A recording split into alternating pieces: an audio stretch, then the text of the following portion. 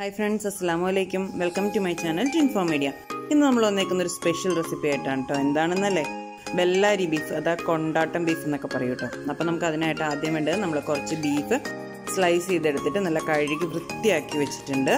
പിന്നെ നമുക്ക് അതിൻ്റെ കൂടെ വേണ്ടത് ആദ്യം നമ്മളതൊന്ന് വേവിച്ചെടുക്കണം. അതിന് വേണ്ടിയിട്ട് 2 സ്പൂൺ മല്ലിപ്പൊടി വേണം, കുറച്ച് മുളക് പൊടി വേണം, കുറച്ച് മഞ്ഞൾപ്പൊടി വേണം, പിന്നെ കുറച്ച് ഗരം മസാല പൗഡർ വേണം. ഗരം മസാലയുടെ ഐറ്റംസ് ഒക്കെ ഞാനിവിടെ കാണിച്ചിട്ടുണ്ട്.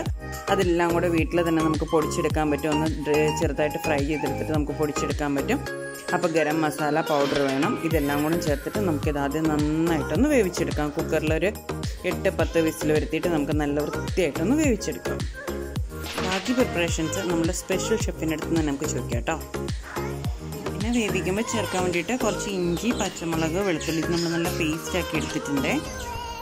ബീഫ്, മുളക് പൊടി, മല്ലിപ്പൊടി, മഞ്ഞൾപ്പൊടി, കുറച്ച് ഇഞ്ചി, വെളുത്തുള്ളി അരച്ചത്, അത്രയാണ് ഇതിനകത്തുള്ളത്.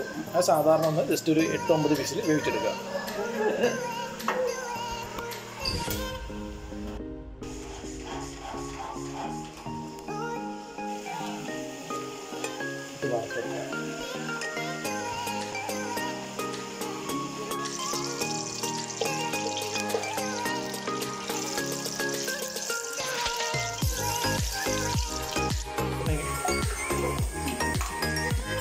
സൂക്ഷിച്ച് വെച്ചില്ലെങ്കിൽ മുഖത്തേക്ക് തെറിക്കും. നമ്മുടെ എണ്ണയിലേക്ക് ഇട്ട് കൊടുക്കുക.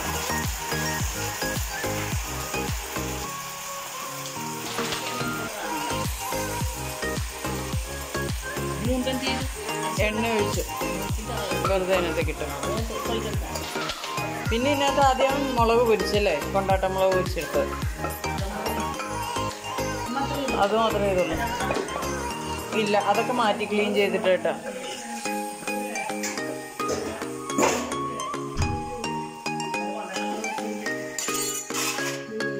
പയ്യെ വെക്കണോ. ഇതാണ് ബ്രദർ, ഇന്നത്തെ സ്പെഷ്യൽ കുക്കാണ്.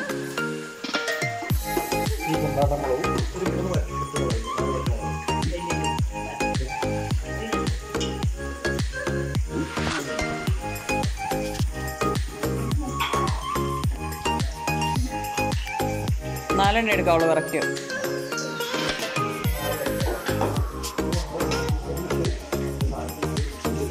മിക്സിയുടെ ജാറിലിട്ട് പൊടിച്ചെടുക്കണം. പിന്നെ ഈ അസിസ്റ്റന്റ് സിസ്റ്റർ ഇൻ ലോ ആണ്. ഇതങ്ങോട്ട് പോയാലും ഉമ്മച്ചി. ഇതെൻ്റെ മോളാണ്. എൻ്റെ വീഡിയോയ്ക്ക് വേണ്ടിയുള്ള ക്യാമറ ഈ കൈകളാണ്. ഇപ്പം തൽക്കാലത്തേക്ക് പിരിച്ചു വിട്ടേക്കോ കേട്ടോ.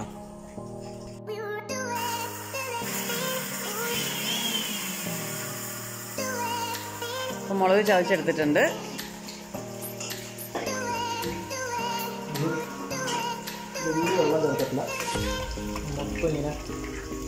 വെള്ളമൊന്നും ചേർക്കാതെ വേവിച്ചെടുത്തതാണ് ബീഫ്. അപ്പോൾ 8 വിസിൽ തന്നെ ഒരു വെള്ളമൊന്നും വേണ്ട. പേരെന്നാ? കൊണ്ടാട്ടമോ ബെല്ലാരി ബീഫെന്നോ എന്ത് വേണമെങ്കിൽ.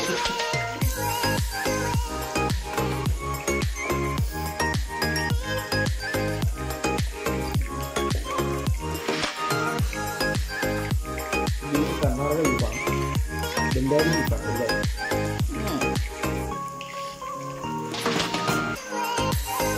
നമ്മുടെ ബീഫ് ഫ്രൈ ഇവിടെ നല്ല ഡ്രൈ ആയിട്ട് വന്നിട്ടുണ്ട് അല്ലേ. കുറച്ചുകൂടെ ഉള്ളൂ അല്ലേ. തുള്ളി എണ്ണയില്ല, തുള്ളി വെള്ളമില്ല. നല്ല നെയ്യിൽ അതിൻ്റെ ഒരു പുഴുവാണ് മസാല. മസാല മസാല തന്നെ നല്ല കറുത്ത കളർ വരും. നല്ല സ്മെല്ലൊക്കെ വന്നുണ്ട്. ഇതിൽ പൊതിനയിലൊന്നുണ്ട്. അതിലേക്ക് നമുക്ക് കുറച്ച് സ്ലൈസ് ചെയ്ത ഒനിയനൂടെ വേണം, നേരിയതായിട്ട് സ്ലൈസ് ചെയ്തത്.